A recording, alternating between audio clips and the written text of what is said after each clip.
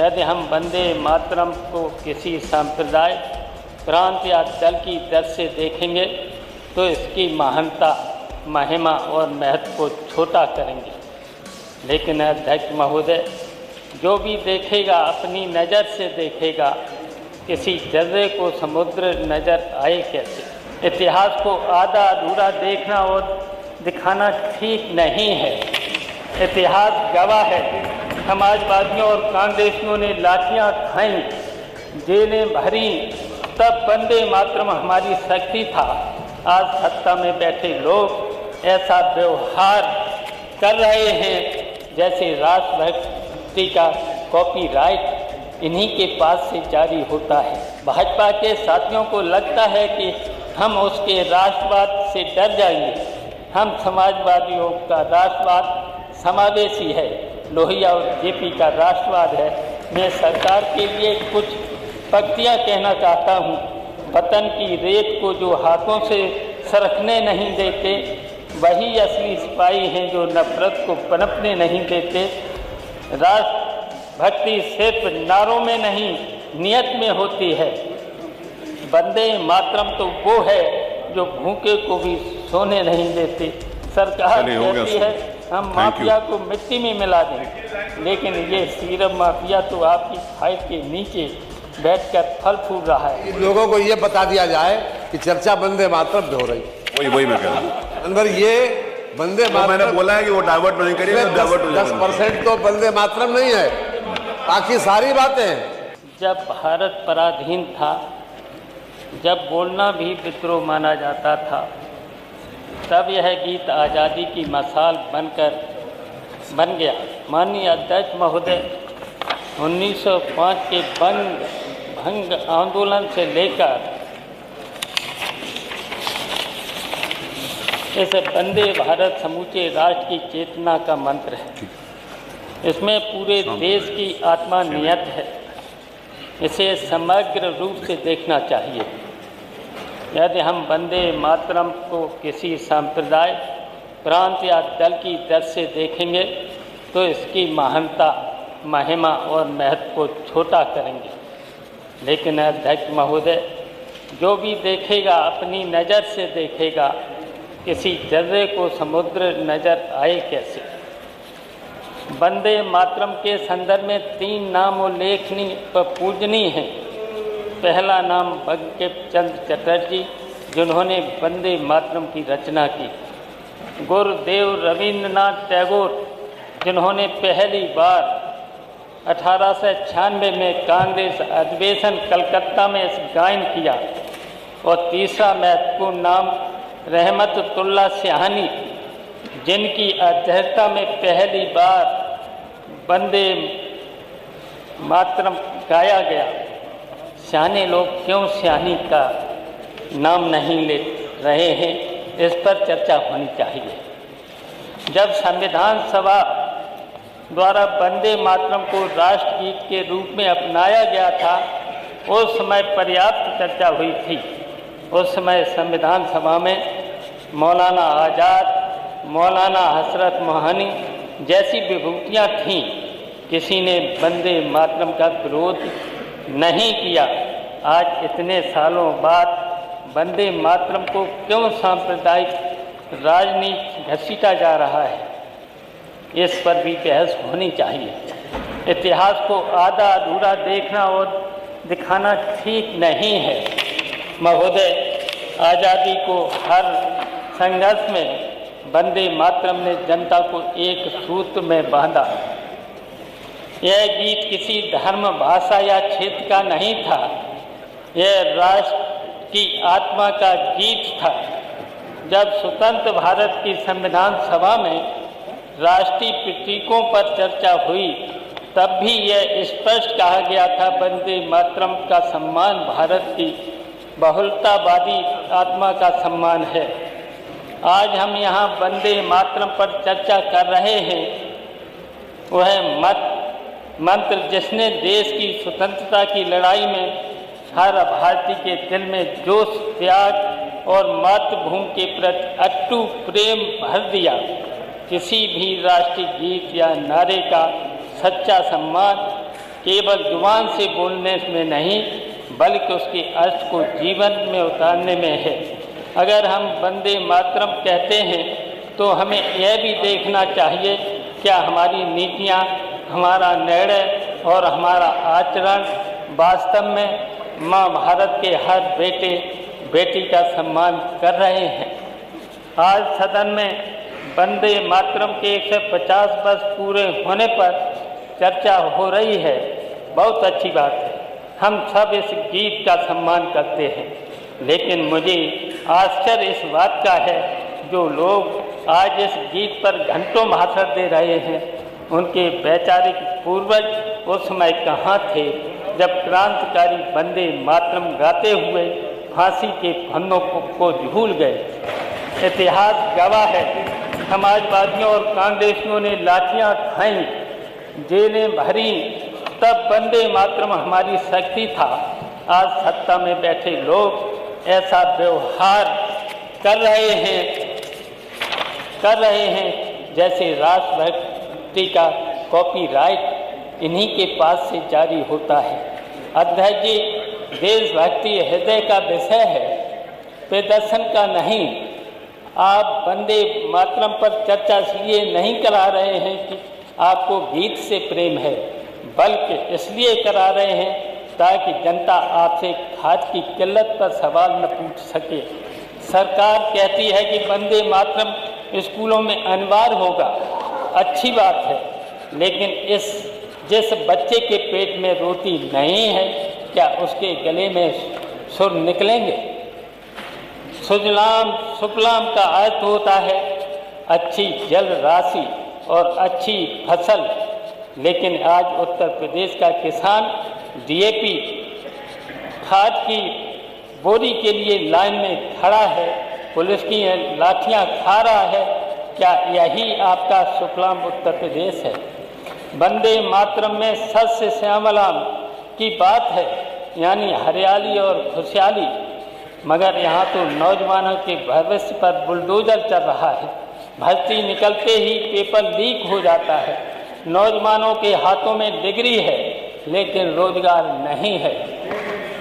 आजकल एक नया अमृत बाजार में आया है, कोल्ड कफ सिरप। अध्यक्ष जी, सुना है कि इस अवैध धंधे के तार बड़े बड़े रसूखदारों से जुड़े हैं। सरकार वंदे मातरम की धुन बजाकर इस कफ सिरप को शोर को दबाना चाहती है।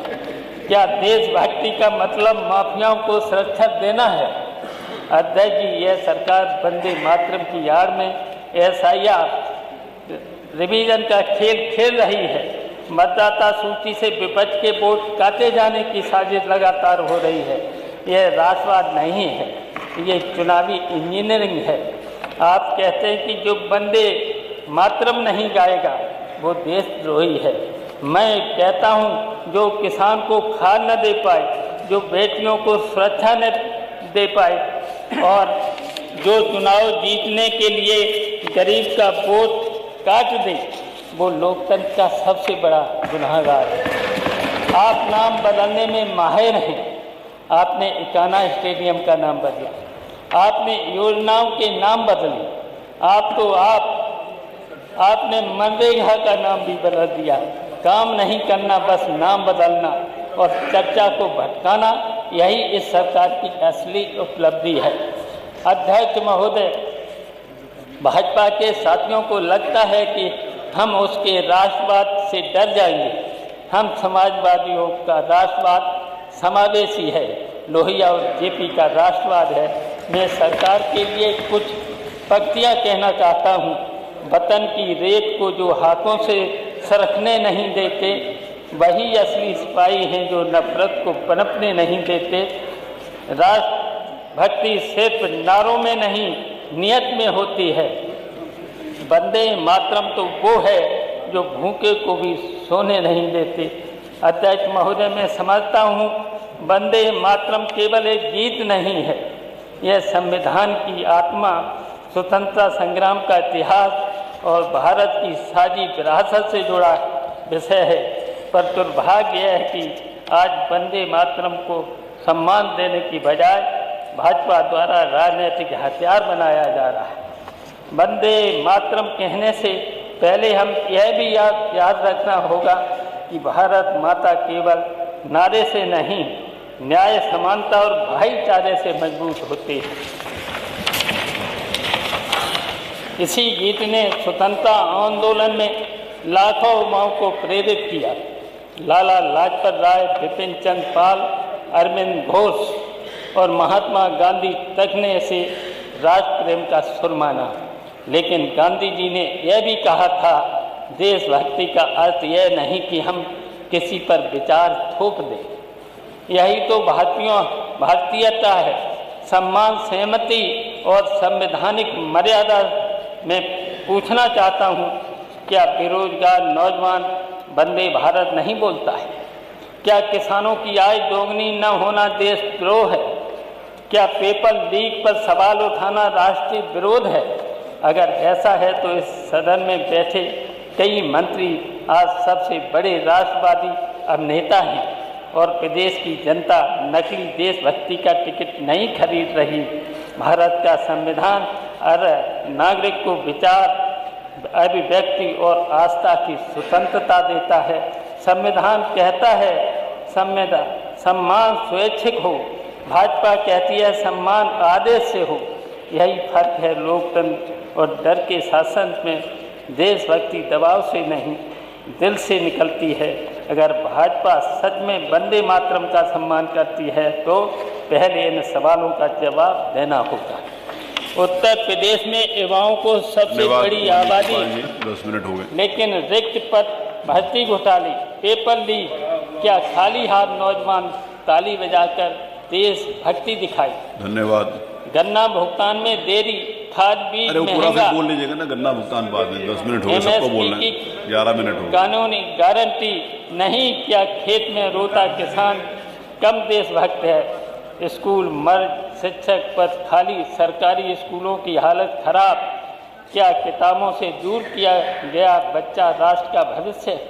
वंदे मातरम ने हमें एक भारत श्रेष्ठ भारत का सपना दिखाया, लेकिन आज कहीं भाषा के नाम पर भेद, कहीं पहनावे के नाम पर डर, कहीं पूजा के नाम पर राजनीति। भाजपा को समझना होगा, भारत एक रंग का नहीं, 7 रंगों का इंद्रधनुष है।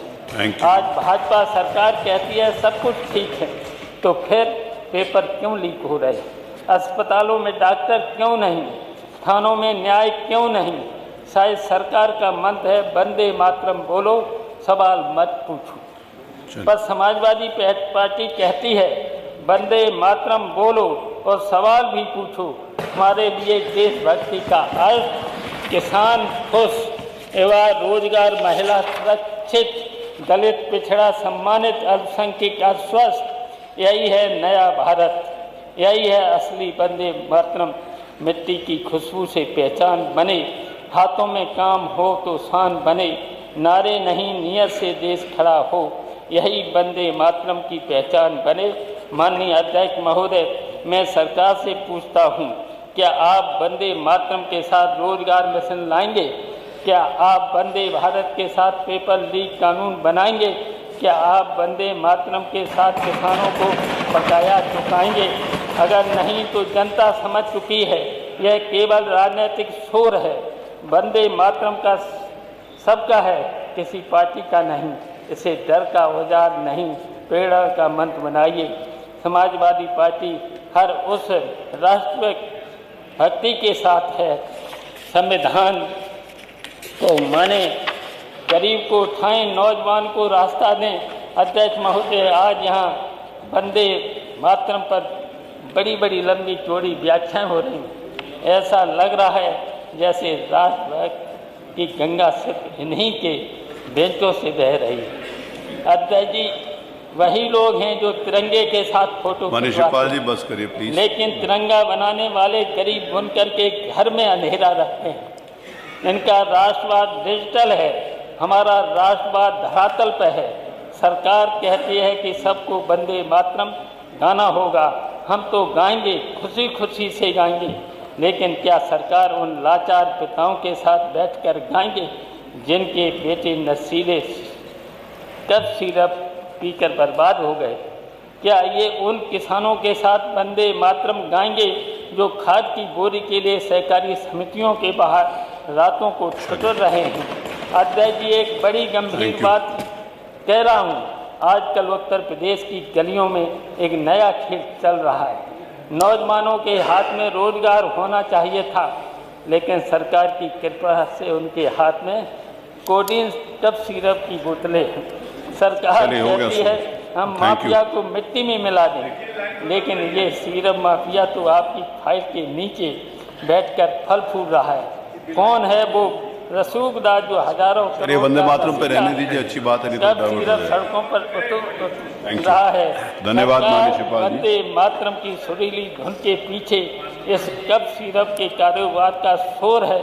हो चुका सुबह से काफी शोर, शांति भी करा दिया मुख्यमंत्री जी। भाषण देते नहीं और उत्तर प्रदेश का भविष्य उड़ता उत्तर प्रदेश बन जाए। आपके अधिकारी आंखें मूंदे बैठे हैं और फिर उन्हीं पर इस अमृत का हिस्सा मिल रहा है। महोदय, चलिए धन्यवाद माननीय शिवपाल जी, धन्यवाद। जब किसान का केस धन्यवाद है वो पूरा वो आप उसमें बोलिएगा ना, बजट में बोलिएगा। तो कहते हैं कि 25 घंटे की चर्चा कराओ। जब 25 घंटे वाली कराएंगे तो आपको ज्यादा समय देंगे, लेकिन ये 3 दिन का सर, 25 दिन वाली कराएंगे तो आपको ज्यादा समय देंगे, ये प्रॉमिस। 15 दिन का सर। 15 आपने पहले नहीं बताया, नहीं तो मान लेते, अपने को बात नहीं याद है। अभी बताए थे शिवपाल जी, मुझे पहली बार मिले हैं, बताए कहाँ थे? माननीय अध्यक्ष जी, माननीय केशव जी, माननीय केशव जी, लोगों को ये बता दिया जाए कि चर्चा वंदे मातरम पे हो रही है। वही मैं कह रहा हूँ। अनवर, ये वंदे मातरम, मैंने बोला है कि वो डाइवर्ट नहीं करिए, 10% तो वंदे मातरम नहीं है, बाकी सारी बातें। मानवर, ये विषय बता दे मानवर, शायद नहीं, शायद भटक गए। मैंने बताया वो उन्होंने समझा नहीं। मानवर विषय बता देना चाहिए कि विषय क्या है मानवर। अच्छा अध्यक्ष जी, 2 मिनट। चलिए धन्यवाद। मान अध्यक्ष जी, हमें यह सुनिश्चित करना होगा कि संविधान सुरक्षित रहे, थोड़ा सा बाकी लोकतांत्रिक संस्थाएं मजबूत रहें और जनता की आवाज़ को दबाया न जाए। वंदे मातरम का अर्थ माँ का जयगान है, मतभेदों को दबाने का औजार नहीं है। हम कहते हैं कि अगर आप सच में वंदे मातरम को उपासक हैं तो संविधान की आत्मा, समानता और भाईचारा को बचाएं। वंदे मातरम किसी दल का नारा नहीं, यह पूरे भारत की आत्मा की पुकार है जो हमें एक करता है, न कि बांटता है। और जब तक इस सदन में अन्याय, झूठ और विभाजन की राजनीति के खिलाफ एक भी आवाज़ बचेगी, वह आवाज़ वंदे मातरम कहेगी। इन्हीं शब्दों के साथ में चर्चा को केवल एक इवेंट बनाने का विरोध करता हूँ और सरकार की वास्तविक मुद्दों पर जवाब देने की मांग करता हूँ।